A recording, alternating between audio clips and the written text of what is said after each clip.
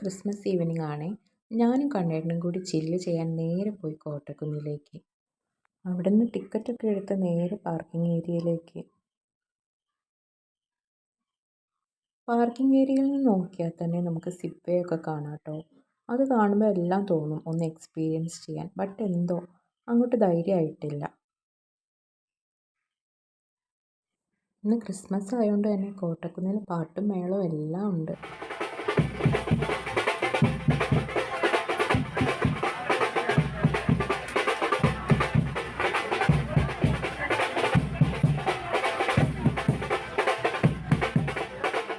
അതെല്ലാം കുറച്ച് നേരം ആസ്വദിച്ചു.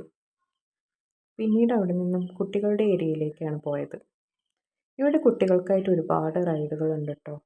ഡാൻസും പാട്ടും കുട്ടികളുടെ കളികളും മൊത്തത്തിൽ ഭയങ്കര വൈബായിരുന്നു കേട്ടോ ഇന്ന് കോട്ടക്കുന്ന്. അതൊക്കെ കണ്ട് ആസ്വദിച്ച് ഞങ്ങൾ കുറച്ച് നേരം അവിടെ തന്നെ ഇങ്ങനെ സ്പെൻഡ് ചെയ്ത് അതിനുശേഷം ഞങ്ങൾ വീണ്ടും വേറെ സെക്ഷനിലേക്ക് നടന്നു കേട്ടോ.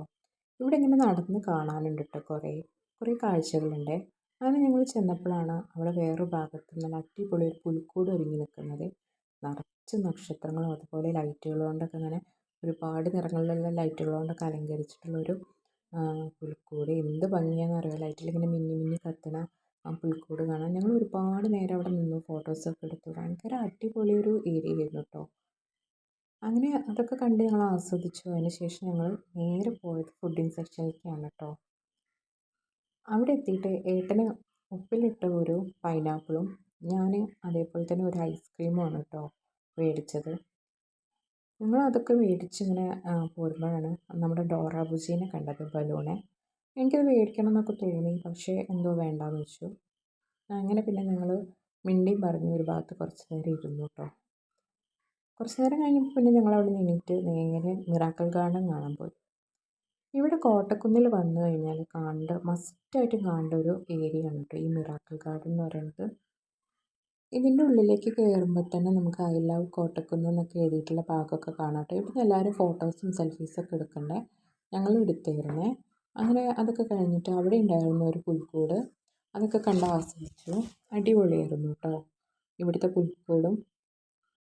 അങ്ങനെ അതെല്ലാം കണ്ട് ഈ ബോഗൺവില്ലകൾ കൊണ്ട് അലങ്കൃതമായിട്ടുള്ള വഴിയിലൂടെ അങ്ങനെ നടക്കുമ്പോൾ രണ്ട് സൈഡിൽ നമുക്ക് കാണാൻ വേണ്ടിയിട്ട് ഒരുപാട് കാഴ്ചകളുണ്ട് കേട്ടോ.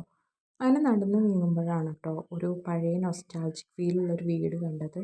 അടിപൊളിയാണ് ആ വീട് കാണാൻ. പഴയ ഗ്രാമീണ ഭംഗിയൊക്കെ കാണിക്കുന്ന നല്ല ഭംഗിയുള്ളൊരു വീട്. അതിന് ശേഷം കണ്ടതാണ് എനിക്ക് ഏറ്റവും കൗതുകമായിട്ട് തോന്നിയത്. ഒരു മരത്തിന് ഒരു മനുഷ്യൻ്റെ രൂപമൊക്കെ പോലെ ഇങ്ങനെ ചിരിച്ച് നിൽക്കുന്നത്. എനിക്കത് വല്ലാതെ ഇഷ്ടപ്പെട്ടു കേട്ടോ. അതെന്താണെന്ന് എനിക്ക് മനസ്സിലായിട്ടില്ല, എന്നാലും അതൊരു മരത്തിൻ്റെ രൂപമാണ്. അതിൻ്റെ ബാക്ക് ഭാഗത്തൊരു ഗുഹ പോലെയൊക്കെ ഇങ്ങനെ ഉണ്ട്. ഞാൻ അതിൻ്റെ ഉള്ളിൽ ജസ്റ്റൊക്കെ കയറി. അതൊക്കെ കണ്ടിറങ്ങുമ്പോഴാണ് ഒട്ടകത്തിനെ കണ്ടത്. അതെ, ഒരു കൊച്ചു ദുബായും ഈ കോട്ടക്കുന്നിലുണ്ട്. അങ്ങനെ ഞങ്ങൾ ഈ ഒട്ടകത്തിനൊക്കെ കണ്ട് ആസ്വദിച്ച് അതിന് ശേഷം പുറത്തേക്ക് ഇറങ്ങിട്ടോ.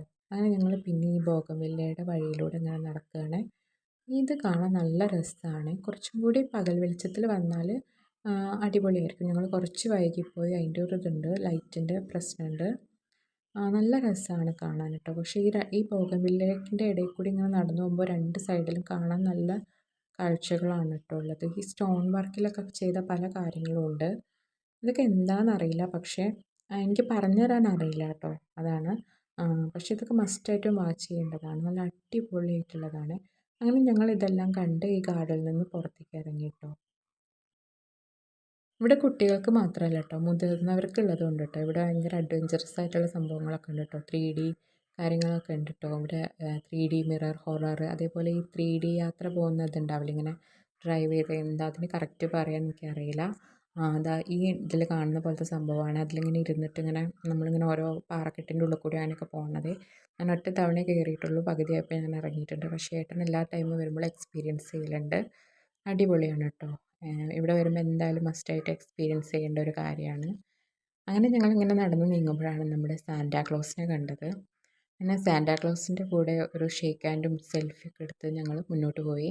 അങ്ങനെ അവിടുന്ന് ഞങ്ങൾ നേരെ പോയത് അടുത്ത ഫുഡ് സെക്ഷനിലേക്കാണ് കേട്ടോ.